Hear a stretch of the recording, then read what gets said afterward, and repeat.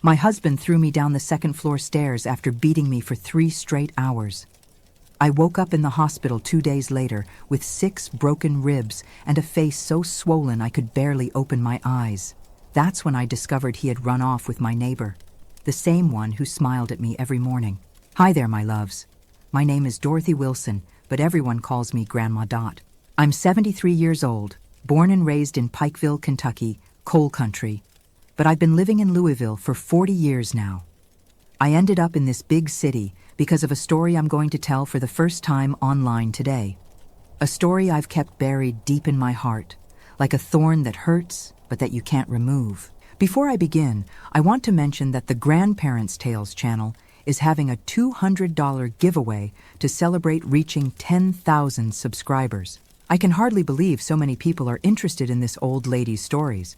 To participate, it's simple. Subscribe to the channel, hit the notification bell, like this video, and leave a comment telling me where you're watching from, a little about yourself, or share a beautiful story. I'd love to know who you are, my virtual grandchildren. Now, let's get back to my story. I was born in 1951 in a simple house in rural Pikeville. My father, Mr. Anthony, worked in the coal mines. He came home every day with black dust in his hair that looked like snow. I thought it was beautiful, but now I know that dust slowly killed him, his lungs destroyed by that coal dust. My mother, Mrs. Elizabeth, took in laundry and made the best homemade bread in town. We were poor, but it never crossed my mind that we were missing anything in our lives. Our house was small but cozy. 2 bedrooms, one for my father and mother, another for me and my 2 sisters. A kitchen with a wood stove that stayed lit all day. A backyard with apple, peach, and cherry trees. And a vegetable garden my mother tended as if it were a palace garden. The smell of my childhood was bread coming out of the oven and freshly brewed coffee. The sound was the little battery radio playing Elvis Presley and my mother humming along. The colors were her flowered dress twirling as she swept the house, and the blue Kentucky sky that seemed cleaner than anywhere else in the world. My mother always said, "Dorothy, when you find a man, make sure he looks at you the same way your father looks at me." And it was true. My father looked at my mother as if she were the most precious thing in the world. Even after a full day breaking rocks underground, he would come home and hug her from behind while she cooked, kiss her forehead, and ask about her day. "A man who respects you respects everything you are," my father would say when he saw me daydreaming about the love stories in magazines. I never settled for less than that, my daughter. I grew up believing that love was like that. Simple, respectful, full of small gestures. I thought all men treated women the way my father treated my mother. The innocence of a girl raised in a good family. School was far away. I walked almost an hour to get there, but I didn't mind. I loved studying and dreamed of becoming a teacher. I had a way with words, reading everything I could get my hands on. My father, even with little education, encouraged me. Education is the only thing nobody can take from you, my daughter. I completed teacher training school, graduating in 1970 at 19, the pride of the family. I was the first to have a diploma. My father cried at graduation, hiding it, thinking nobody saw. But I saw, and that silent tear meant more than any speech. I started teaching at a small school near home. Children from 7 to 10 years old, mixed class. I loved my work, the purity of the little ones, their joy when they learned to read a new word. I felt useful, important, fulfilled. It was around this time that I met Gerald. He showed up at school one day, enrolling his nephew. Tall, dark-haired, well-groomed with a thin mustache framing a wide smile. He wore a light blue button-down shirt, khaki pants, polished shoes. He wasn't rich, but he dressed with care. "Are you the teacher?" he asked, looking at me in a way that made me blush immediately. "Yes, I am. Dorothy Wilson, nice to meet you. The pleasure is all mine. Gerald Thompson." His hand was large, warm, firm. When he shook mine, I felt a shiver I'd never felt before. His nephew joined my class. And, coincidentally or not, Gerald always came to pick up the boy after school. Always well-dressed, always smiling, always with a compliment ready. "Teacher Dorothy, you look beautiful when you teach. Your eyes shine." Excuse my boldness, but that dress was made for you. I admire educated women. Is there anything more beautiful than intelligence? I, a country girl, raised with solid values, but with no experience in dating, fell for it like a little duck. Each compliment was like water to my garden of romantic dreams. Each smile made my heart race like a galloping horse. One day, he invited me for ice cream after school. I was nervous. I'd never gone out alone with a man. But I accepted. I told my mother, who was concerned. "Daughter, be careful. Men who are too handsome usually know they're handsome. But Mom, he's respectful. He hasn't even tried to hold my hand." "Not yet," she said, with the wisdom of someone who's lived. "Not yet. But who listens to mother's advice when your heart is beating fast?" I went on the date, and it was perfect. Gerald was funny, intelligent, full of stories. He worked as a salesman for a furniture store in Pikeville. He dreamed of having his own business someday. "I want to provide comfort for my future wife," he said, looking at me in a way that made it clear who that wife would be. The courtship started slowly, always respectful, always within the limits I set. Gerald came to our house on Sundays, had lunch with my family. He won my father over with talk of baseball and politics. He won my mother over by helping wash the dishes afterward, something no man did in those days. "This young man seems good," my father commented after a few months. "But go slowly, my daughter. Just because he shows his good side doesn't mean there isn't a hidden bad side." Oh, how I wish I had listened to my father. In the first 6 months, Gerald was the Prince Charming from romance novels. He brought me flowers picked along the way, wrote me romantic notes, respected me as if I were made of crystal. Our kisses were affectionate. His hands never crossed the boundaries. "I want to do everything right with you, Dorothy," he would say. "You deserve a man who values you." And I believed him. Of course I believed him. Why wouldn't I? I had grown up seeing my father treat my mother this way, with affection, respect, dedication. I thought that was how every man treated the woman he loved. After a year of dating, the marriage proposal came. It wasn't a surprise to anyone. Gerald had already won over the whole family, was a regular at Sunday lunches, accompanied me to church. Everyone in Pikeville thought we made the perfect couple. The engagement was simple, at my parents' house. A small party with orange cake made by my mother, soda, snacks. My father gave an emotional speech, talking about how he had raised a daughter for the world and was now entrusting his treasure to another man to care for. "Take care of her as I did, my son," he said, firmly holding Gerald's shoulder. "She is everything I hold most precious. You can count on it, Mr. Anthony. I'll make her the happiest woman in the world." The wedding was set for 6 months later. Those months were a rush, preparing the trousseau, getting the house ready, distributing invitations. Gerald had rented a small house near the school where I taught. Small but comfortable, with a little yard where I already planned to make a garden like my mother's. Anxiety grew as the wedding approached. Aunts and cousins came with advice about the wedding night, making me blush like a tomato. Friends joked, saying I would become a real woman.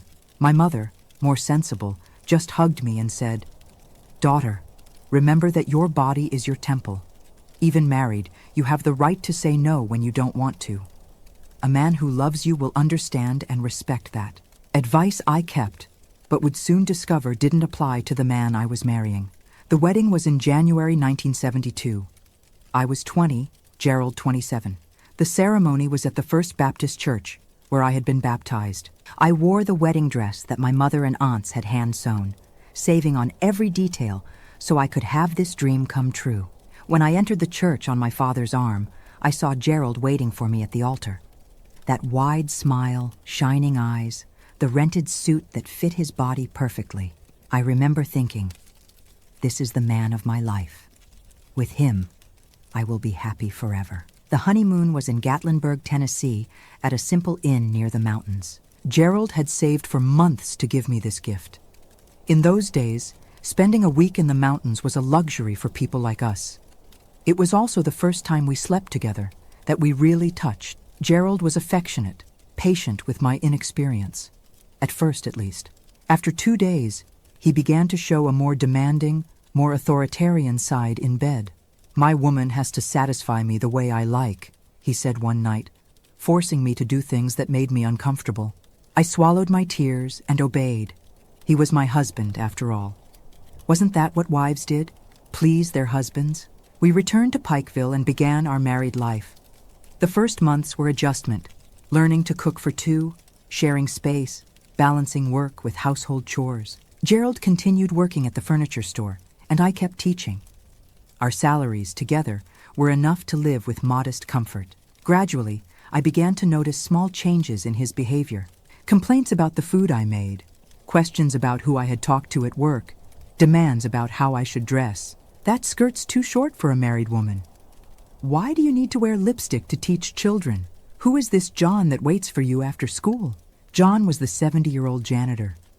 But for Gerald, any man who spoke to me was cause for jealousy. Around this time, I became pregnant for the first time. I was so happy. I had always dreamed of being a mother. When I told Gerald, he smiled, hugged me, promised he would be the best father in the world. For a few weeks, he returned to being the man I had fallen in love with. Affectionate, attentive, romantic. Until I lost the baby in the 3rd month. Heavy bleeding, pain, hospital, immense sadness. When I returned home, Gerald was different, cold, distant, as if it were my fault. You should have taken better care, he said one night. Working, walking around. You lost my son through carelessness. That was the first time I cried hidden in the bathroom, with the faucet running so he wouldn't hear me. But it wouldn't be the last. After the miscarriage, Gerald changed completely. The mask fell off entirely. The Prince Charming turned into a frog, and what a poisonous frog, my God.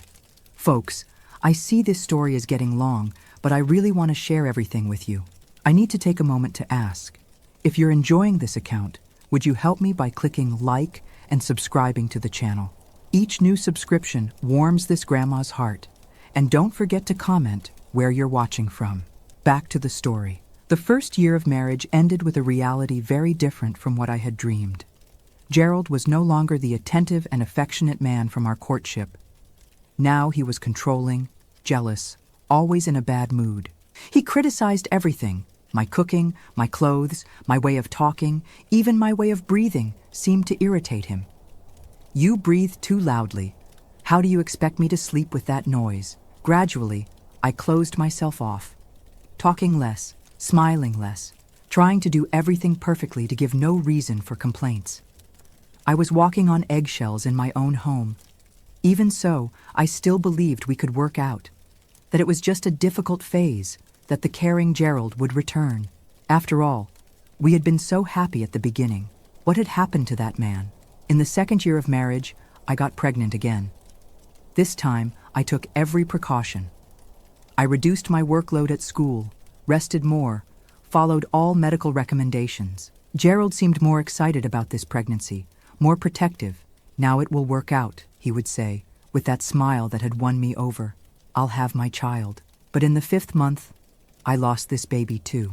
Different complication, same devastating result. The sadness was even greater because I'd already felt the baby move, had already started buying little clothes. This time, Gerald didn't even wait until we left the hospital to show his anger.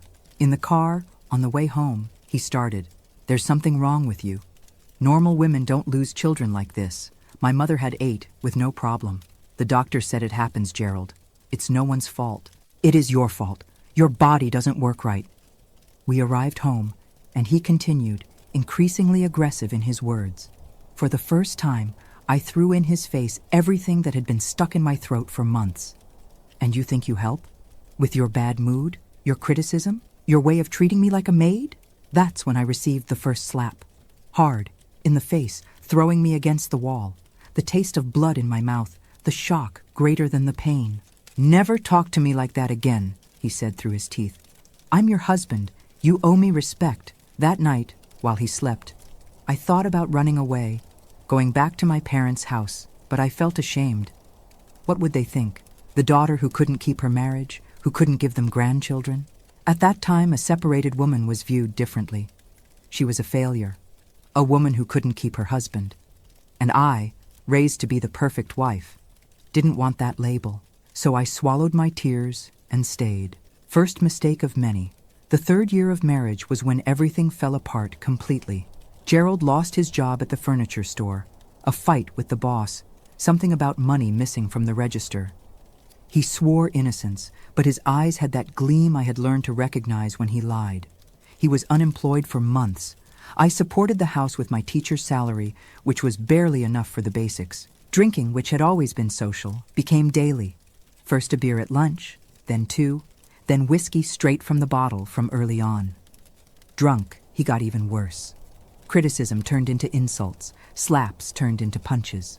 I began having to explain black eyes and cut lips to colleagues at work. I fell down the stairs. I hit my face on the cabinet door, the usual excuses.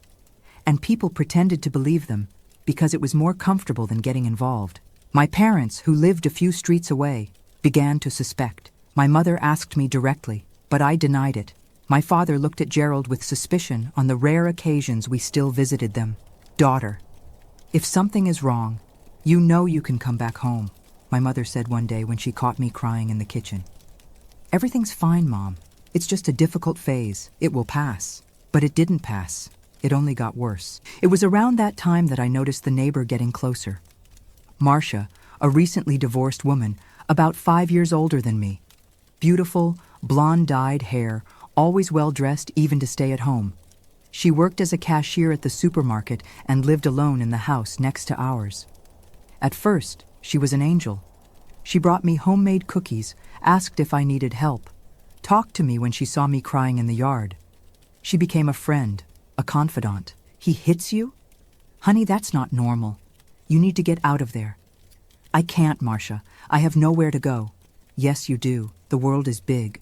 You're young, beautiful, intelligent. You deserve better." Gerald didn't like the friendship. He said Marcia was a loose woman, that she would lead me astray. I defended her, said she was the only friend I had. What I didn't know was that, while I was teaching, Gerald and Marcia had grown closer, in another way. One day, I found at home a matchbox from a bar on the other side of town. I thought it strange. Gerald usually drank at home or at the corner bar. "I went to check out a new place," he said when I asked. "Now you're going to control where I drink too?" Another time, I smelled a different perfume on his shirt. Sweet, strong perfume. "I bumped into a woman on the bus," he explained, irritated. "Stop being neurotic." All the signs were there. But I didn't want to see them. Or maybe I didn't want to believe that, on top of everything else, he was cheating on me. The new job came 4 months later. Salesman at a hardware store. Lower salary. But at least it was something. I thought things would get better. For a few weeks, they did improve. Gerald started drinking less, smiling more. He began grooming himself for work, taking proper showers, wearing cologne. I thought it was because of the new job. "You're different, more animated," I commented one day. "Life is getting better. Soon we'll have money again. Maybe even try for another child?" Another child. Even after everything I had been through, my heart still raced at the idea.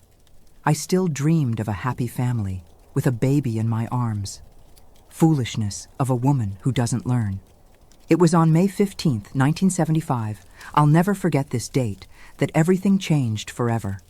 It was a rainy Friday. I came home from school earlier because the ceiling of a classroom was leaking and they sent the students home. I opened the door and heard laughter. A woman's laughter coming from our bedroom. The world stopped. My heart stopped. I knew what I would find. But still, I wasn't prepared. I cracked open the bedroom door and saw Gerald and Marcia in my bed, in the place where I slept every night. I closed the door without making a sound. They didn't even notice. I went to the kitchen, sat down, stared at nothing. I couldn't cry. I couldn't scream. I just felt an immense emptiness. Half an hour later, I heard the back door opening and closing. Marcia sneaking out, not to be caught. Then Gerald came out of the bedroom, whistling. When he saw me sitting in the kitchen, he stopped in his tracks. "What are you doing home at this hour? They let us out early." "Rain." He looked at me, at the clock on the wall, back at me. I saw the exact moment he realized I knew. "Did you see something?" he asked, his voice already changing. "I saw everything. You and Marcia, in our bed." I expected shouting, slapping, denial. But he laughed, as if it were a joke. And what are you going to do? Huh? Who are you going to tell? I got up from the chair, legs wobbly. I'm leaving. It's over, Gerald. That's when he changed. The laugh turned into a growl. His eyes got small, dark. You're not going anywhere. You're my wife. You only leave when I let you. I'm not a thing to have an owner. It's over. I tried to walk past him, to go to the bedroom to get my things. That's when the real hell began. Gerald blocked my path with his body. Big, strong, blocking the way like a wall of flesh and hatred. I tried to go around him. He pushed me back. I fell sitting on the chair, the shock greater than the pain. You're not going anywhere, he said through his teeth. This house is mine. You are mine. The house is rented, Gerald, and I am not property. It's over. Let me pass. I tried to get up again. That's when he gave me the first slap. Hard in the face, throwing me to the side. Shut up, whore! Spying on me now? Who gave you that right? Another slap, harder. Then a punch to the stomach that doubled me over, breathless. I fell to my knees, vision blurred with pain and tears. He grabbed me by the hair, dragged me across the kitchen. Want to know why I was with Marcia? Because she's a real woman. She knows how to please a man. She's not frigid like you. He threw me against the wall. My head hit it. I saw stars. He continued, increasingly out of control. Words worse than the blows, destroying what little self-esteem I had left. You can't even give me a child, barren, worthless. The blows came non-stop. Punches, kicks, slaps. I tried to protect myself, to curl up, but he was much stronger. At some point, I stopped feeling pain. I stopped feeling anything. I just wanted it to end. I don't know how long it lasted. In my memory, it was hours, but maybe it was minutes. I only know that when he finally stopped, I was lying on the kitchen floor, one eye so swollen I could barely open it, blood running from my nose, my mouth, from a cut on my eyebrow. Gerald stood looking down at me, panting from the effort of beating me. Then he spat on the floor, next to me. If you try to leave again, I'll kill you. Understand? I didn't answer. I didn't have the strength even to speak. Understand, he yelled, kicking me in the ribs. I understand, I managed to whisper. He walked away, grabbed his keys, his wallet. I'm going out. When I get back, I want dinner ready and you with a better face. Put ice on that face. It's too ugly. And he left me there, on the floor, bleeding, without help, without comfort, without anything. I lay there for what seemed like forever. Each breath hurt. Each movement was agony. But something inside me said I needed to get out of there, that if I stayed, he would kill me. I dragged myself to the telephone in the living room. I thought about calling my parents, but I knew my father would come kill Gerald and end up in jail. I thought about the police, but back then, police didn't get involved in couples fights. I called the only person I still trusted, my older sister, Lois, who lived a few blocks away. Lois, help me. Gerald, he beat me. Badly. I could barely speak between sobs and pain. My God, Dorothy, stay there, I'm coming. Lois arrived in 15 minutes, accompanied by her husband, John. When they saw me, they were in shock. Jesus Christ, we're going to the hospital right now, John said, picking me up in his arms as if I were a child. No, not the hospital. He'll find me there. To our house, then. Lois, get some of her clothes. Lois went into the bedroom and came back pale. John, there's blood on the bed. A lot of blood. And it's not hers. I understood immediately. Marcia, had Gerald done something to her too? Or was it another kind of blood? At that moment, I couldn't even think straight. They took me to their house. John was a construction worker, Lois a seamstress. They had a modest but tidy house with 2 small children who widened their eyes when they saw me in that state. Aunt Dot fell down the stairs, Lois quickly explained, sending the children to the backyard. She cleaned my wounds, put ice on the bruises, gave me painkillers. While caring for me, she spoke softly. How long has it been like this, Dorothy? Why didn't you tell us? I cried. I cried like I had never cried in my life. I told everything. The abuse that started after the first miscarriage, the daily humiliations, the cheating with Marcia. And why didn't you leave? Why did you put up with this? Shame. I thought I could fix it, that he would change. John, who was listening to everything from the door, shook his head. He won't change, sister-in-law. A man who hits a woman only gets worse. Never better. That night, I slept at my sister's house, heavy sleep of medication and exhaustion. When I woke up in the morning, every inch of my body hurt. My face so swollen, I barely recognized myself in the bathroom mirror. My God, what have I done with my life? Lois convinced me to file a report. We went to the police station. Me limping, leaning on her, wearing dark glasses to hide the most visible bruises. The officer who attended us seemed bored. He noted everything with the face of someone who had heard that story 1,000 times. Ma'am, do you want to press charges against your husband? I do. You know you'll need a medical examination, right? And that he could be arrested? I know. Is that really what you want? You're going to destroy the man's life. Don't you want to think it over? Destroy his life? What about mine? Who cared about my destroyed life? But I swallowed my outrage. I'm sure. I want to file the complaint. I did the medical examination. List of injuries. Multiple bruises on face and body. Cut on left eyebrow requiring 6 stitches. 2 cracked ribs. Head trauma. Kidney injury. The doctor who examined me whispered as he noted, "If you go back home, he'll kill you next time." I didn't go back. I stayed at my sister's house while the police looked for Gerald. 3 days later, I received the news. He had disappeared. Taken clothes, documents, abandoned his job, ran away like the coward he is, my brother-in-law said. Better this way, away from you. But there was still a detail missing in this whole story. Marcia, the neighbor, the lover, the friend, she had disappeared too. No one had seen her since that day. On the 4th day, I received an unexpected visit at my sister's house, the owner of the store where Gerald worked. "Sorry to bother you, Mrs. Dorothy. I know you're going through a difficult time." But Gerald disappeared without collecting his last paycheck, and Miss Marcia also vanished. "They ran away together," I said, my voice firmer than I expected. "It seems so. But before that, he came to the store, got an advance that I shouldn't have given, and took some construction materials in her car." "What materials? Cement? Lime? Tools?" I thought it was strange. That's why I came to ask if you know anything about it. I didn't know, but a chill ran down my spine. Cement? Tools? And the blood on the bed? Another week passed. My bruises started to improve. I could walk without so much pain. My parents, who had been traveling to visit my sick aunt, returned and were horrified by my condition and my story.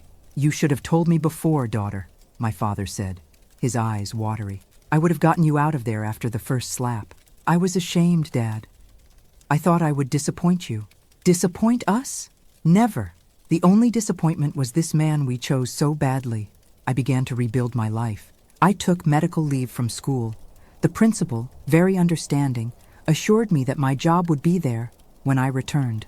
I went to live with my parents again, in my childhood bedroom that remained intact, waiting for me. I was reconstructing myself, day by day, when the bomb dropped. It was a June morning, almost a month after Gerald's escape. The police appeared at my parents' house. "Mrs. Dorothy, we found your husband." My heart froze. Had he returned? Was he coming to get me? To kill me? Where? At Miss Marcia Gomes's small property on the outskirts of town. The two were there. Were? The officer exchanged glances with his colleague, uncomfortable. "You need to come with us." They took me to the property, a small piece of land that I didn't even know Marcia owned. There, a scene from a horror movie. Police everywhere, tapes isolating areas, people digging a hole in the ground. "What happened here?" "Your husband and Mrs. Marcia had a disagreement." Disagreement. What a strange word to describe what I saw next. Marcia's body was in an improvised grave at the back of the property. She had been brutally beaten, like me, but she didn't have the same luck.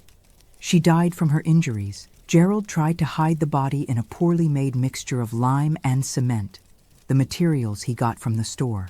"And him?" I asked, in shock. "He tried to escape when we arrived. He reacted, was armed. There was a shootout." I understood what they weren't saying. Gerald was also dead. The following days were a blur, giving statements. hearing details I didn't want to know, understanding what had happened. According to what the police discovered, Gerald and Marcia had planned to run away together. He beat me that day and went to meet her at the property where they had arranged to meet. He took the construction materials because he intended to renovate the place. They had plans to live there. But there was a fight. Violent. The neighbors of the property heard screams but didn't intervene. Rural area, everyone minds their own business. When the shouting stopped, they saw Gerald digging a hole in the middle of the night. They only reported it because days later they smelled a strong, strange odor coming from the property. I should have felt anger toward Marcia. She betrayed my trust, slept with my husband, planned to run away with him, but I could only feel sorry for her. In the end, she met the same Gerald I did, the monster behind the mask. And she paid with her life. The town newspapers had a field day with the story. Crime of passion ends in tragedy. My name appeared everywhere. My wedding photo next to the photo of the body being removed from the property. I became the murderer's widow. I couldn't walk down the street anymore without feeling the stares, the whispers. Parents pulled their children from my class. They didn't want the murderer's wife teaching their children. A week later, the principal called me in. "Dorothy, you know I like you very much, but the parents are pressuring. The school can't." I lost the job I loved, the profession I had chosen, all because of a man I never deserved to have in my life. I spent months in deep depression. I didn't leave my room, barely ate. My parents, concerned, called doctors, ministers, even faith healers. Nothing helped. I was drowning in guilt. What if I had realized earlier how Gerald was? What if I had reported the first incidents of abuse? Marcia would be alive today. "It wasn't your fault, daughter," my mother repeated every day. It was his fault, only his, but I couldn't believe it. It was my father who finally brought me back to life. One Sunday in September, he entered my room with 2 bus tickets in hand. "Where are these for?" I asked, my voice hoarse from crying so much. "Louisville, a big city in Kentucky. Beautiful place with the Ohio River, far from here. And why 2 tickets? One for me, one for you. We're going to start over, daughter. There, nobody knows us. Nobody knows our story. We can be new again. And Mom? She'll stay with your sister for now. When we get settled, she'll join us." And so, with 2 small suitcases and a lot of courage, I left Pikeville on October 10th, 1975. 24 years old, widowed, marked by violence, but still alive, still breathing, still able to start over. The trip to Louisville was long. 12 hours on the road, the bus bouncing on every curve. I kept looking out the window the whole time, watching the landscape change, the mountains of the interior giving way to the first signs of the city. "See that, daughter?" My father pointed when we began to cross the bridge that connects to downtown. "That's the Ohio River. Beautiful, isn't it?" It was beautiful indeed. The blue water, the colorful boats, the outline of the city against the sky. So different from the red earth and mountains of Pikeville. There, at that moment, I felt something I hadn't felt in months. Hope. We arrived with no place to stay, no job, knowing no one. But we had each other and the determination to build something new. My father, the practical man he was, already had a plan. In the first days, we stayed at a simple boarding house downtown. He would leave early every day, return at night, tired but optimistic. "There's work here, daughter. Lots of work. The city is growing. The port is full of jobs." A week later, he arrived with the keys to a small rented room in Butchertown, a simple but decent neighborhood. 2 weeks later, he was already working as a construction helper at the port. And me? I took longer to find myself. Fear still paralyzed me. Nightmares still woke me sweating in the middle of the night. The marks, visible and invisible, still hurt. But the big city has this advantage. Nobody asks where you came from or what you did. Everyone is too busy with their own lives. Louisville welcomed me like a mother receiving a lost child. The river, the wind with its hint of salt, the hills embracing the city. Everything seemed to say, "Welcome home, you belong here now." In those first months, I lived like a shadow. I rarely went out, spoke little, and hid at home while my father worked. Our small room in Butchertown was tiny but clean. Just one room with a small bathroom. 2 single beds, a 2-burner stove, a small table. Luxury for those who had nothing. From the window, I could see a sliver of the Ohio River between buildings. That little glimpse became my obsession, my comfort. On sleepless nights, I would watch the lights reflected on the water, counting boats, dreaming of distant places where nobody knew my name or my story. "You need to get out, daughter. Get some sun, see people," my father insisted on weekends. He'd drag me to the waterfront park, still wild in those days. We'd walk on the sand, barefoot, warm water lapping at our ankles. Gradually, the tension in my shoulders eased. The permanent knot in my throat loosened. It was at the park that I met Lenore, a funnel cake vendor who set up her colorful stand every Sunday. A strong black woman with an easy smile and eyes that saw far beyond what we showed. "You're carrying too much weight, girl," she told me one day as she handed me a warm funnel cake. "You weren't made to carry so much. I don't know why, but those simple words opened the floodgates." I started crying right there, in front of her stand, her other customers. I cried like a lost child. Lenore didn't get flustered. She didn't ask questions. She just came to me, hugged me tight, and led me to a wooden bench behind her stand. "Cry it all out. Cry until you're dry. Then we'll talk." I cried for an hour. She stayed there, rubbing my back, murmuring words of comfort. When I finally stopped, exhausted, she offered me water, a piece of bread, a clean handkerchief. "Now tell me," and I did. For the first time since arriving in Louisville, I told my whole story to someone who wasn't family. I spoke about Gerald, the abuse, Marcia, the deaths, the escape to start over. Lenore listened to everything without interrupting. When I finished, she held my hands in hers, my small white teacher's hands between her large, calloused hands of the funnel cake vendor. "You survived, child. You know what that means? That you're stronger than everything that happened to you. Survivor." I had never thought of myself that way. I had always seen myself as a victim, as a failure, as a woman who couldn't keep her husband or see the danger signs. "Come work with me," Lenore continued. "Not at the park. I have a small diner in the Haymarket district. I need help, and you need a reason to leave the house." My father was wary at first. Strange woman, unknown man. But when he met Lenore and her husband Samuel, he changed his mind. He saw in them what I had seen. Good, genuine people with no ulterior motives. I started working at the diner in January 1976. I washed dishes, cleaned tables, helped at the register. At first it was difficult. The noise of the market scared me. Men made me tense. Every shout made me jump. But Lenore had infinite patience. "One day at a time, child. Today is just today. Tomorrow is another day." The salary wasn't much, but it helped with expenses. Soon my mother was able to join us in Louisville. We rented a larger apartment in Portland. 2 rooms now. One for my parents, one for me.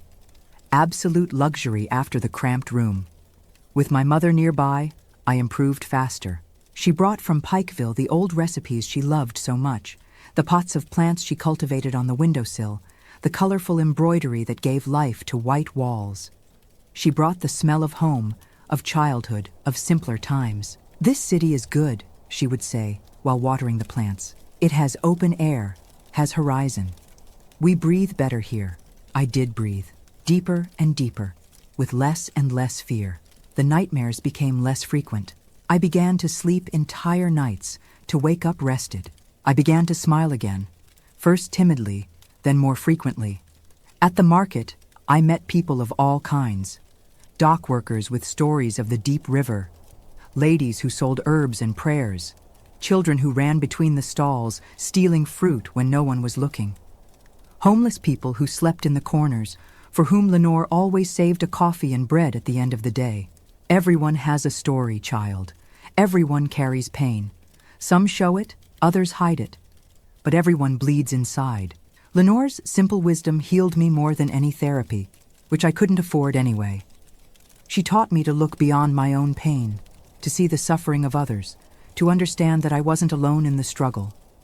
It was at the market that I also rediscovered something I had lost, the pleasure of teaching. I began giving informal classes to the children of vendors after hours, children who often missed school to help their parents at the stalls. I used overturned crates as desks, wrote with charcoal on pieces of cardboard. I had no books, no decent notebooks, but I had willingness, and the children were hungry to learn. "Are you a real teacher?" asked little Timmy, son of a fish vendor, while I explained division using seashells. "I was, once." "And why did you stop?" "Because life sometimes takes away what we love most. And can't you get it back?" The innocent question hit me like lightning. Why not? Why couldn't I take back what was rightfully mine by vocation? The fear of Gerald no longer existed. He was dead. The shame of the story. No one in Louisville knew my past. That night, I talked with my parents about going back to school, getting a college degree, an official diploma. "This is what I want, Dad. To be a teacher again. For real. With a classroom, students, chalk in hand." My father, who never stopped believing in me, smiled in a way that lit up the entire room. "If that's what you want, daughter, that's what you'll have." It wasn't easy. I worked all day at the market, studied at night. When the University of Louisville opened spots for the education program, I signed up. I took the entrance exam at 26, competing with young people fresh out of high school. I passed, in 20th place, but I passed. It was the beginning of my true reconstruction.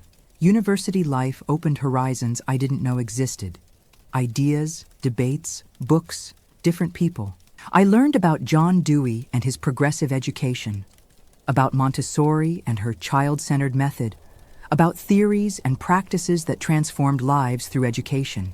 While studying, I continued giving my informal lessons at the market. Now, with more technique, more foundation, the children responded with increasing enthusiasm.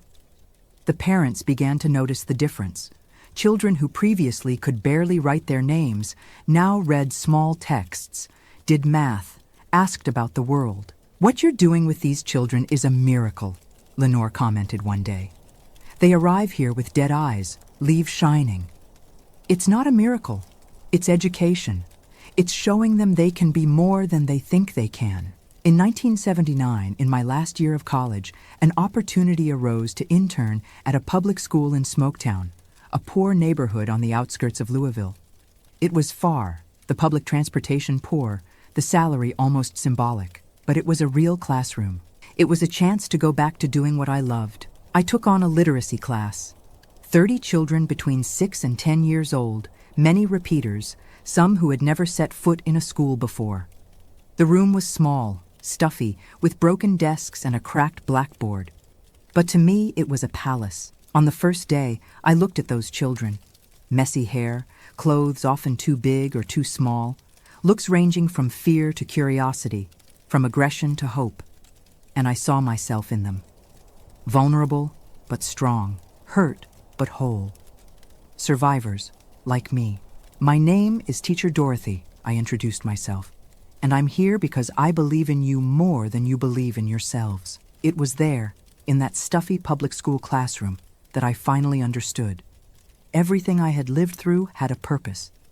Each pain, each humiliation, each moment of despair brought me to that place, made me the teacher those children needed, someone who understood what it was to fight against the impossible, someone who knew what it was to start over from zero.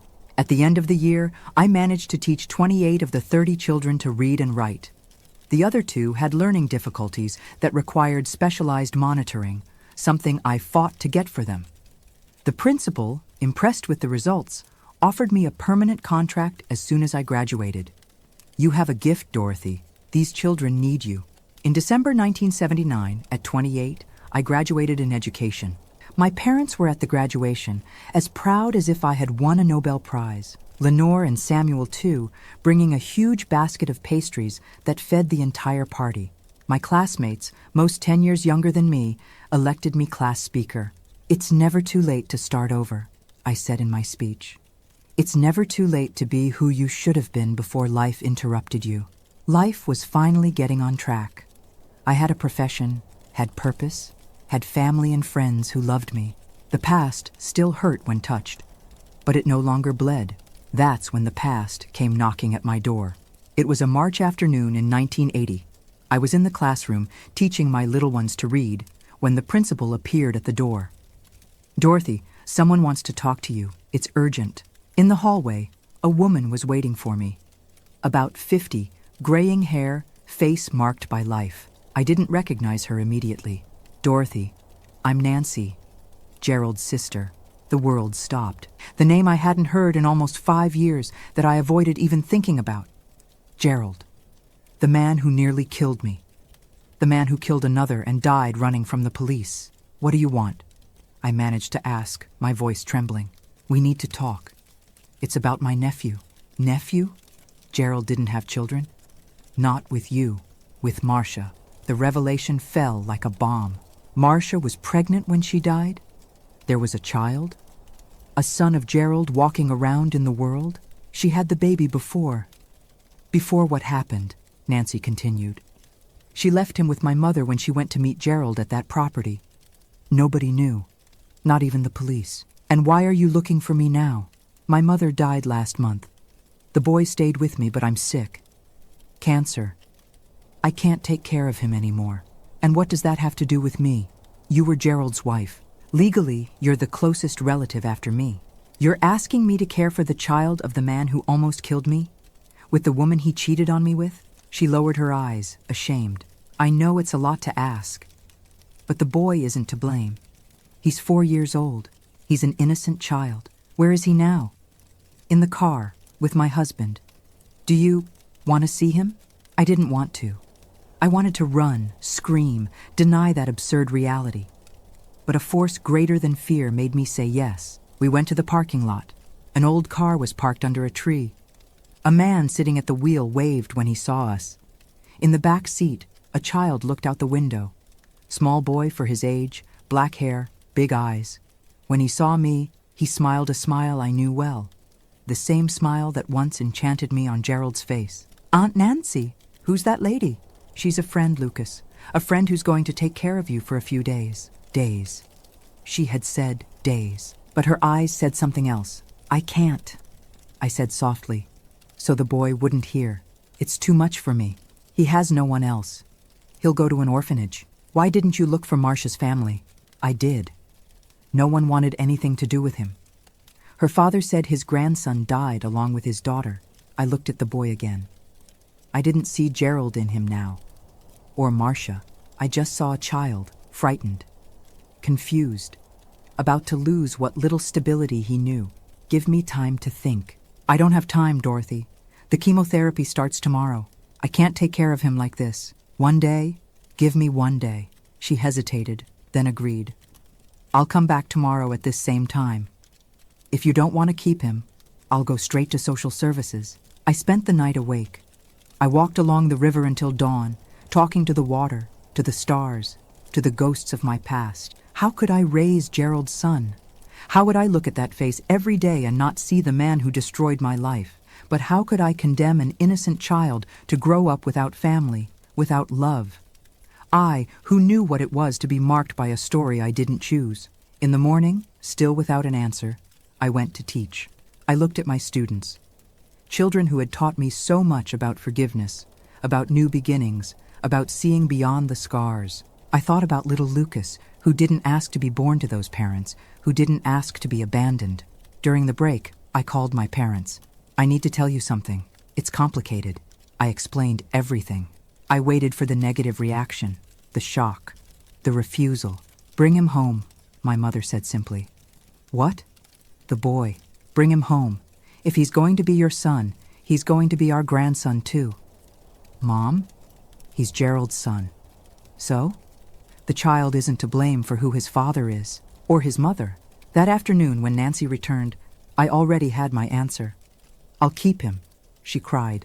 She took a folder with documents from her purse, birth certificate, vaccination card, some photos. "Thank you. I know I didn't deserve this from you." Lucas came to me, curious but cautious. I squatted to be at his height. "Hi, Lucas. Remember me? I'm Dorothy. Am I going to live with you?" "You are. There's a park near my house. Do you like parks?" His little eyes sparkled. "I do. Grandma never took me." In that moment, looking at that child who carried the blood of the man who almost killed me, I made the most important decision of my life. The past would not define my future, or his. I took Lucas home that same afternoon. My parents received him with open arms, without hesitation, without judgment. My mother had already prepared the room, arranged old toys she kept, I don't know from where or why. Come, my boy. Want a piece of cake? I made chocolate, the way children like it. Come, my boy. Want a piece of cake? I made chocolate the way children like it. Lucas, initially shy, soon loosened up with my parents' affection. For the first time, I saw him smile without reservations, a smile of a child who feels safe. Lying in bed that night, listening to the quiet breathing of the boy now sleeping in the room next door, I understood that life had given me a chance to heal not just myself, but to interrupt a cycle, to prevent the hatred, the violence, the pain that Gerald carried from passing to another generation. I would be a mother. In a way I never imagined, in circumstances no one could predict. But I would. And I would do differently from everything I had experienced. Tomorrow, for the first time in many years, seemed brighter than yesterday. Raising Lucas changed everything. The first months were adaptation, him asking about Aunt Nancy, crying at night, finding the new house, the new family strange. Me learning to be a mother suddenly, at 29, of a 4-year-old boy who carried in his blood a history I so wanted to forget. Why doesn't Aunt Nancy come get me? He asked, almost every day. She's sick, my dear. She needs to stay in the hospital to get better. And then when she gets better, will I leave? The question broke my heart. The insecurity in his eyes, the fear of new abandonment. No, Lucas, this is your home now. Forever. Explaining the situation to a child that age was a daily challenge. How to say that his biological father had killed his biological mother? How to explain that his aunt probably wouldn't survive cancer? How to make him understand that now I was his mother, not by blood, but by choice? I adapted the truth, small doses, appropriate for his age. Your father and mother had to go to heaven, but before, they asked me to take care of you. It wasn't a complete lie. Somewhere, I believed that Marcia, if she could choose, would prefer to see her son with someone who loved him, even if it was me. I enrolled Lucas in school, bought clothes, toys, children's books, adapted work hours to be with him. My parents helped when I taught. My father already retired, my mother always at home. We made it work. A few months later, I received the news. Nancy had passed away. The cancer faster than the doctors predicted. I told Lucas gently, "Your Aunt Nancy is now in heaven too, with your father and mother." He cried, of course, but less than I feared. He was already getting attached to the new family, already calling me Aunt Dot with affection in his voice. In July that year, 1980, I made another important decision, to legally adopt Lucas. The lawyers said it would be a simple process, since I was the widow of the biological father and there were no other relatives wanting custody. When the judge asked if I was sure, I looked at the boy playing in the corner of the courtroom, oblivious to the moment that would change our lives forever. I am more certain of this than anything else I've ever done. In October, Lucas Thompson officially became Lucas Wilson, my son before the law, as he already was in my heart. Raising a child alone in the 80s, being a public school teacher, wasn't easy. Money, always tight, had to stretch to cover all needs. School uniform, teaching materials, doctor when he got sick, clothes he outgrew too quickly. I took extra classes at night, gave tutoring on weekends to children from wealthier families. Every penny mattered. Every sacrifice was worth it when I saw Lucas growing up healthy, happy, secure. In 1982, I received a proposal to be a pedagogical coordinator at the same school where I taught. Better salary, fewer hours in the classroom, more responsibility. I accepted immediately. "Mom, are you a boss now?" Lucas asked when I told him, his eyes wide with admiration. "Not exactly, son. I'm just going to help other teachers be better for the students. Like you do with me when you teach me lessons? Similar. But you're still my favorite student." His smile lit up my world. How could a child born of so much pain bring so much light? That same year, we bought our first house. Small, in a simple neighborhood, but ours. 2 bedrooms, one for me, one for Lucas. a yard where I planted the same flowers my mother grew in Pikeville. My parents continued in the apartment in Portland but came to visit us every weekend. For the first time since I left Pikeville, I felt truly established, with roots, with a future. Lucas grew up too fast. At 8, he was already a smart, curious boy with a special talent for drawing. He filled notebooks with sketches, landscapes, people, imaginary animals. "Where does this gift come from?" I asked my mother, watching Lucas draw intently. "His mother, maybe?" "Did you know if this Marcia drew?" I didn't know.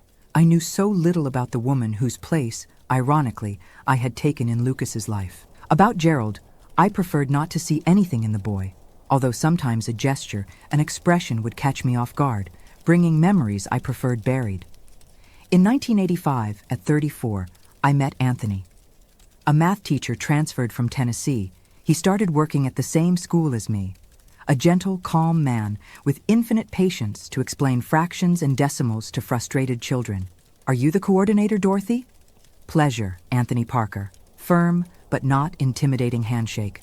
Direct but respectful gaze. Discreet smile, without pretension to charm. I began to notice him during breaks. In the way he treated students with difficulties, without rush, without judgment. How he listened to the doubts of younger teachers without mansplaining. How he brought coffee to the secretary when she was overloaded. Small gestures that spoke more than grand declarations. One day, Lucas had an appendicitis attack. He needed emergency surgery. I was desperate. Called the school to say I wouldn't be coming. Anthony showed up at the hospital hours later. "I came to see if you need anything. I can get clothes, food, whatever you need." The kindness touched me. I wasn't used to receiving help from men who weren't my father. Not necessary, but thank you. My parents are on their way. I understand. But I'll stay here with you until they arrive. No one should wait alone in a hospital. He stayed. We talked about everything and nothing. About books, movies, places we'd like to visit. About education, about dreams for our students. About coffee. He preferred freshly brewed. I liked instant for practicality. When my parents arrived, I thought he would leave. But he stayed. Bought lunch for everyone, made jokes to ease the tension, waited until Lucas came out of surgery, and we knew everything was okay. "Thank you for today," I said when he was finally leaving. I did what any friend would do. "Are we friends?" "I'd like us to be." Friendship turned into bi-weekly dinners. Dinners turned into Sunday outings. Outings turned into shy kisses when Lucas was asleep. I was afraid. So afraid. The memories of Gerald still haunted. The violence, the betrayal, the pain.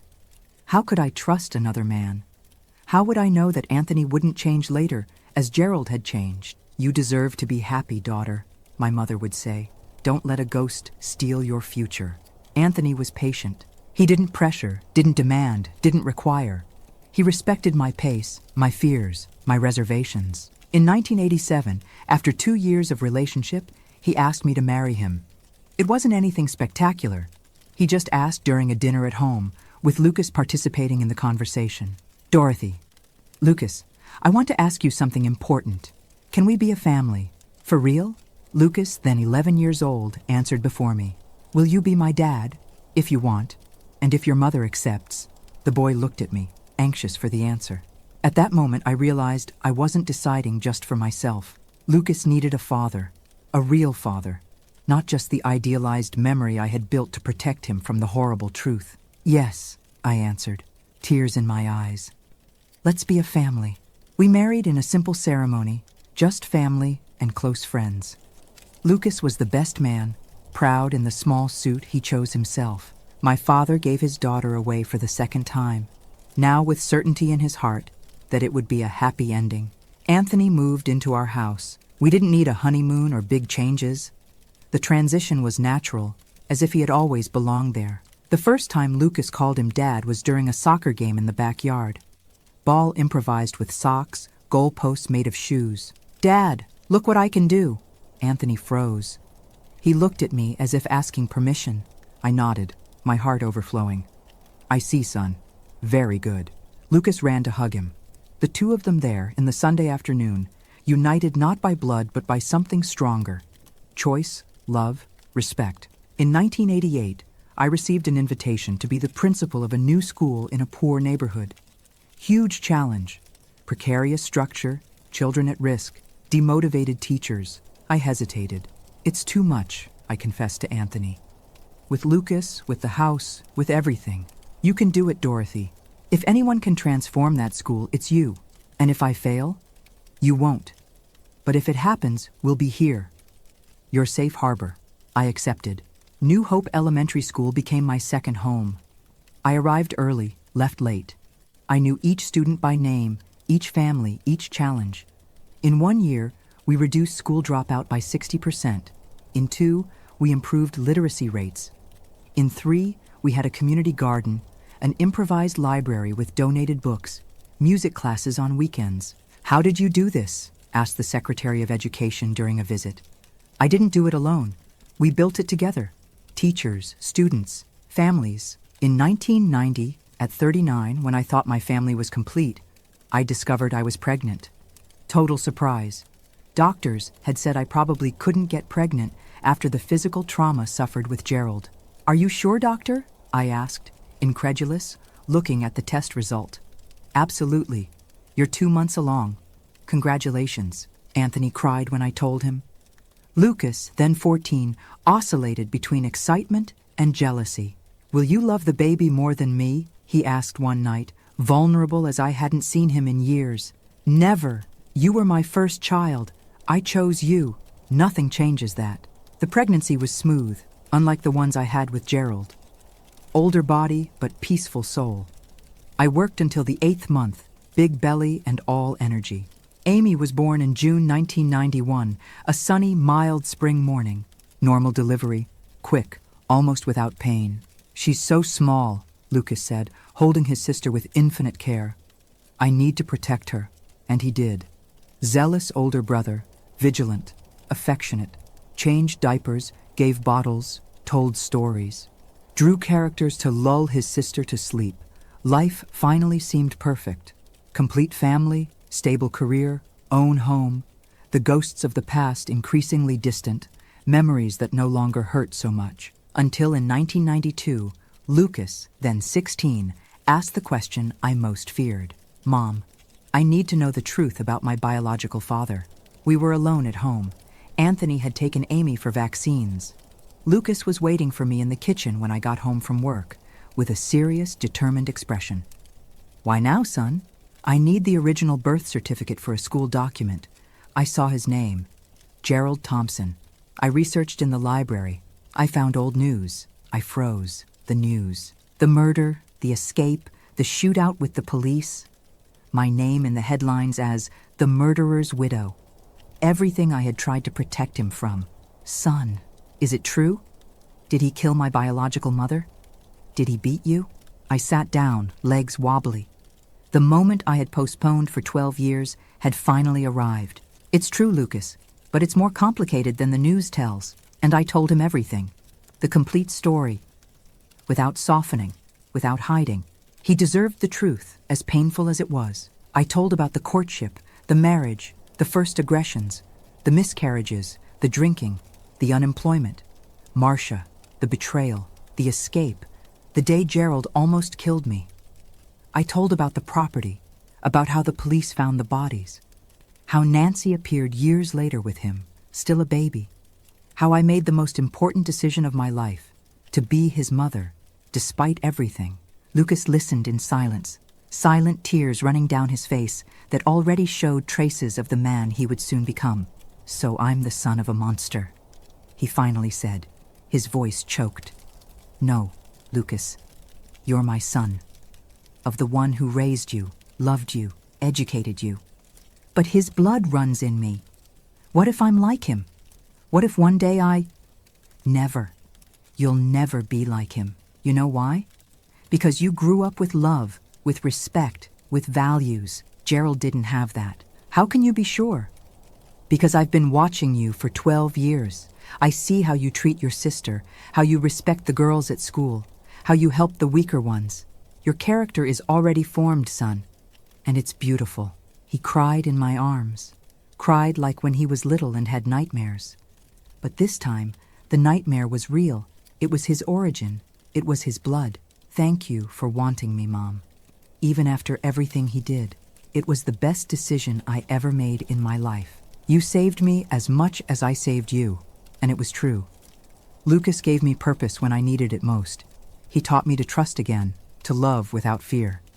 He made me believe in second chances when I thought my life was over. That night, when Anthony returned with Amy, I told him what had happened. He understood, as always. I'll talk to him, man to man. The two stayed for hours in the yard, talking under the stars. I don't know what Anthony said, but when they returned, Lucas was lighter, more serene. Dad says he wants to adopt me officially, Lucas commented later. So I can have his name too. Can I? Of course you can, if that's what you both want. I do. I want to be a Parker. Like you. In 1993, Lucas Wilson officially became Lucas Wilson Parker, a name that carried all his stories, the mother who chose him in Wilson, the father who accepted him in Parker. Life went on. Lucas graduated from high school with excellent grades. He won a scholarship to architecture school, his gift for drawing finding professional purpose. Amy grew up smart, talkative, curious about everything. In 1996, at 45, I received the Kentucky Educator of the Year Award, recognition for the work we transformed together. Me, teachers, community. This award isn't just mine, I said in the speech. It's from every child who believed they could do more, from every family that trusted education as a path, from every teacher who didn't give up despite the difficulties. Lucas and Amy were in the audience, proud. Anthony filmed everything with a new camera, a wedding anniversary gift. On the way back home, Lucas, then 20, said something I will keep forever. When I grow up, I want to be like you, Mom. Someone who transforms lives. You already transformed, son. You transformed mine. The girl who once fled Pikeville with a broken heart and a marked body had succeeded. Not just surviving, but living fully. Not just existing, but making a difference. At 73, looking back, I see that each piece of my story, even the most painful ones, brought me here. To this moment, sharing with you what I learned, that life can break us, but we are the ones who choose how to glue the pieces back together. That the past shapes, but doesn't determine. That forgiveness, especially of ourselves, is the most difficult and necessary path. And that family isn't made of blood, but of daily choices, of love that remains even when it would be easier to give up. Today I look at my hands, wrinkled, spotted by time, with blue veins standing out like rivers on an old map, and think of everything they've already done. Held chalk in crowded classrooms, wiped tears from frightened children, shook the hands of grateful parents, cradled my children, caressed my husband, cultivated flowers in the yard of the house we built together. These same hands that once trembled with fear now move with the assurance of someone who knows exactly who they are and why they're here. The 2000s arrived with Lucas, a graduate architect, working in a respected firm in Louisville. Amy finishing high school, dreaming of medical school. I want to heal people, Mom, like you heal with words, but with medicine too. I, at 49, continued as principal of the school that had become a reference in the municipal network. Anthony, area coordinator in the Department of Education, always supporting my boldest initiatives. Let's set up a community library open on weekends, I proposed at a meeting. With what money? Asked the network supervisor. Donations, joint effort, parents help with labor, students with campaigns, publishers with books. Money isn't the only resource we have, and so it was. In 6 months, we transformed an abandoned hall into a vibrant reading space. Teenagers who once wandered the streets were now discussing Mark Twain, Maya Angelou, Toni Morrison. In 2002, Lucas married Jennifer, a college colleague. A sweet, talented girl with the same passion for drawing and architecture. Simple wedding on the beach, feet in the sand, open hearts. Mom, he told me the day before while we adjusted the borrowed suit, I want you to know everything I know about loving comes from you, from what you taught me. Me, son? But I spent years with so much fear. It's not the fear that matters. It's doing what's right in spite of it. That year, too, Amy was accepted into medical school. 6th place overall. Pride of the family. I cried when we received the news, imagining the girl who grew up in a simple neighborhood now transformed into a doctor. "I did it, Mom. I'm going to be a doctor." "I always knew you would, daughter." I never doubted. In 2005, at 54, I faced my first major health challenge. A lump in the breast, detected in a routine exam. 2 words no woman wants to hear. Breast cancer. "We'll treat it," said the doctor. "Caught early. Good chances." Anthony was more shaken than I was. He cried when I told him, hugged me as if I might disappear in his arms. "I won't lose you. I can't. And you won't, my dear. I've faced worse than a rebellious little lump." I had surgery, radiation therapy, lost hair, gained a scar. But I never lost the certainty that I would live. I had so much more to do, so many children to help, so many moments with my family to enjoy. Lucas and Jennifer came every day after work. Amy, already in college, read medical articles, questioned treatments, checked medicines. My parents, already elderly but lucid, took turns making soups I could swallow on the worst days. 6 months later, the best news: complete remission. Continue the checkups, but you can resume your normal life. Normal. As if after facing death once more, there could be normality. But there was. A more precious, more vivid, more conscious normality. I returned to school with new energy. I started a medicinal herb garden project with the students. Each plant identified, its healing properties explained, the ancient wisdom of healing through nature recovered. "Is Teacher Dorothy now a doctor too?" the students joked. "No, my dear. I just learned that prevention is better than treatment. That taking care of the body is as important as feeding the mind." In 2007, Lucas and Jennifer gave me my first grandchild. Peter was born on a March morning, rosy-cheeked, crying loudly, perfect. "Want to hold him, Grandma?" Lucas asked, his eyes shining. I took that little bundle in my arms, feeling the weight so light yet so significant. 3rd generation. Continuity. Life that goes on despite all obstacles. "Hello, Peter," I whispered. "I'm your Grandma Dot. I have so many stories to tell you when you grow up." Amy graduated from medical school in 2008, specializing in pediatrics. "I want to take care of children, Mom, like you always did, but in my way."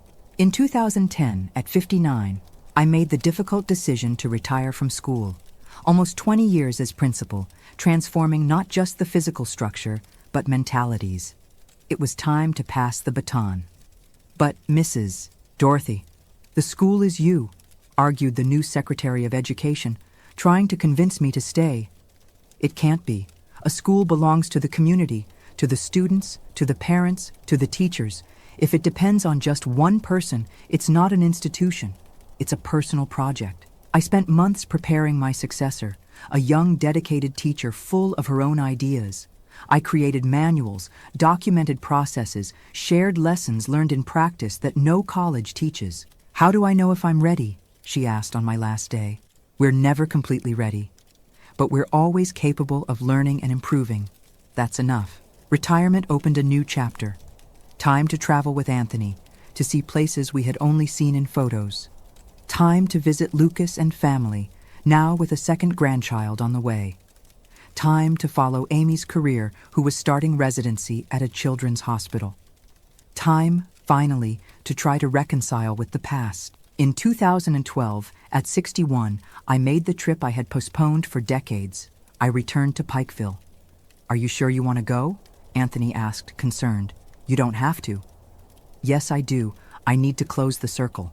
Pikeville had changed, grown, modernized, lost much of the small-town air I remembered. But some things remained. The big sandy river still cut through the town. The mountains still embraced the horizon. The heat still melted asphalt in July. I visited the house where I grew up, now a business, a clothing store. I visited the school where I gave my first classes, still functioning.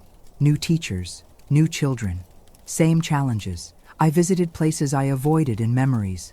The house where I lived with Gerald, the market where I bought groceries, the church where I was married the first time. "Looking for someone, ma'am?" asked a young attendant at the pharmacy that used to be Mr. John's store.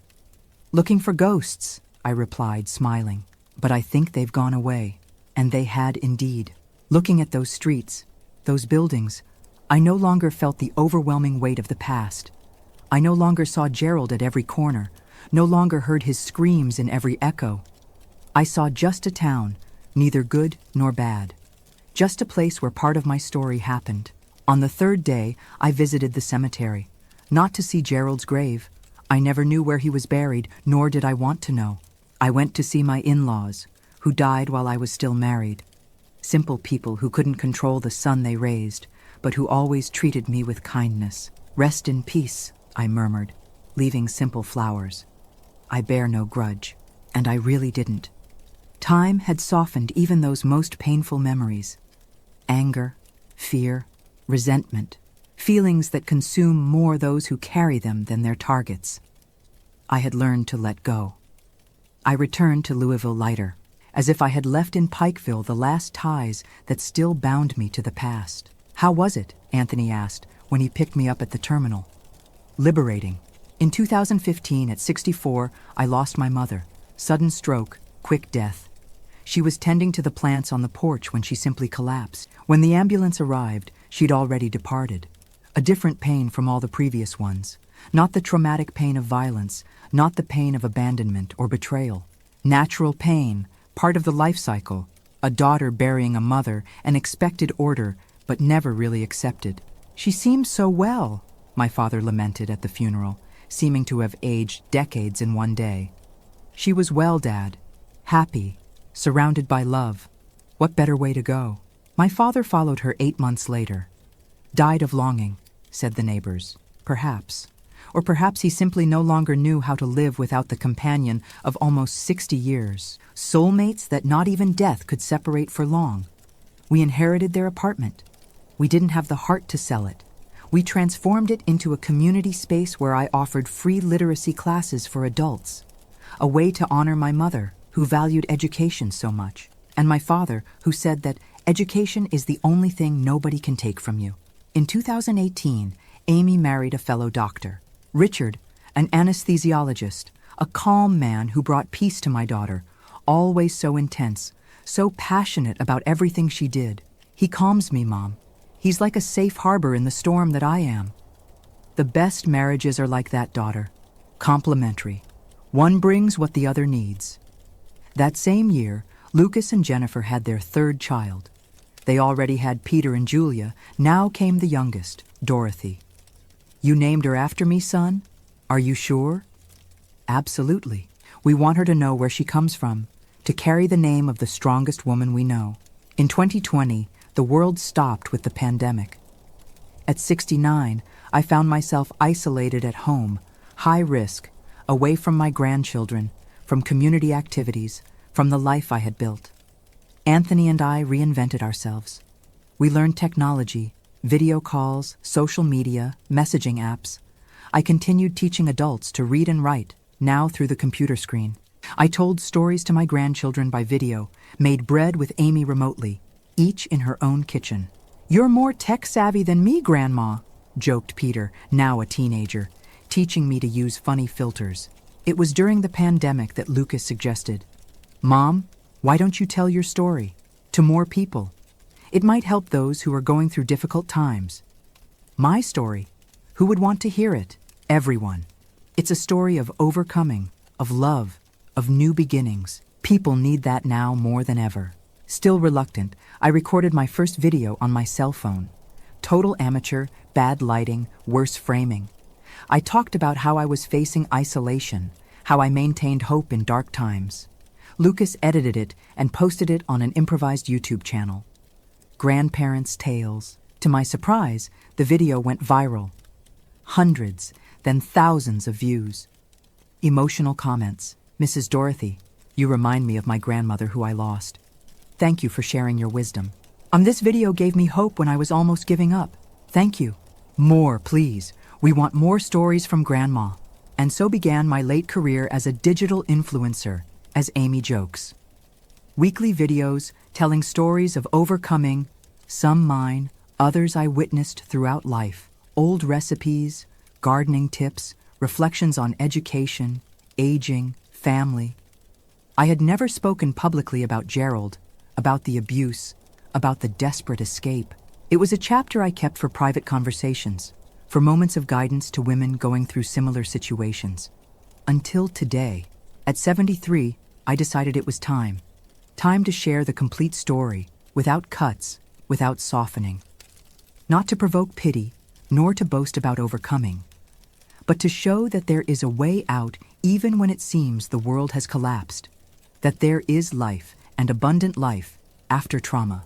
Lucas helped me prepare the script. Amy reviewed it, ensuring the medical information was correct. Anthony held my hand while I recorded the most difficult parts, pausing when emotion became too strong.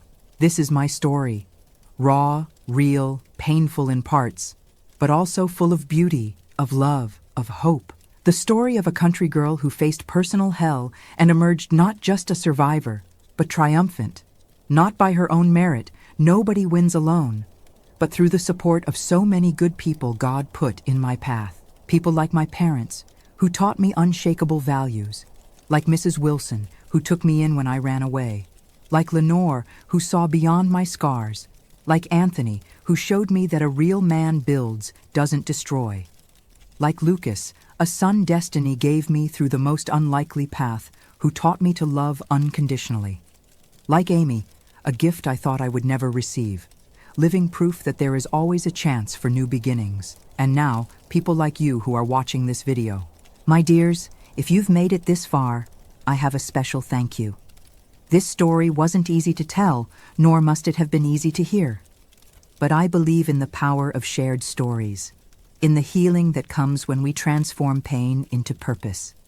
So, I ask, if this story touched your heart, if it brought any reflection, please click like and subscribe to the channel. Each subscription is a virtual hug I receive with affection. Each comment is a conversation that continues beyond this video. If you're going through a difficult time, be it domestic violence, loss, illness, loneliness, know that there is life beyond pain, that tomorrow can be different, that you are stronger than you imagine. If you know someone in this situation, reach out. Sometimes, all a person needs is someone who believes in them when they can no longer believe in themselves. And always remember, your story doesn't end on your worst days. The last page hasn't been written yet. As long as there's life, there's the possibility of new chapters, of plot twists, of happy endings you don't even dare to dream of now. From a frightened girl from Pikeville to a YouTube grandma in Louisville, who could have predicted this path? Nobody. Not even myself. But here I am. And here you are. Thank you for listening, for being part of my story, for allowing me to be part of yours. With love from a grandma who has known the depths, but discovered that even there, flowers grow.